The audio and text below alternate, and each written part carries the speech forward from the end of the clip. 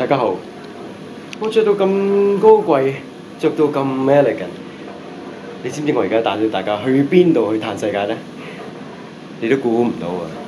做咗咁辛苦一日，為乜啫？辛辛苦苦都係想做個好靚嘅 SPA 啫。嗱，呢度就唔同啦。Club Med 呢度咧有一個好靚嘅 SPA，睇下我後邊呢個環境，你就知道完全係高級嘅享受啦。上邊仲係有第二層嘅喎。嗱，呢個除咗下邊咧有 Jacuzzi 啦，有個蒸汽浴啦，有個乾有個濕之外咧，哇！呢度簡直係成個屋企咁樣啊！再睇埋樓上，哇！你都咪話，真係啊，皇帝咁樣一樣啊！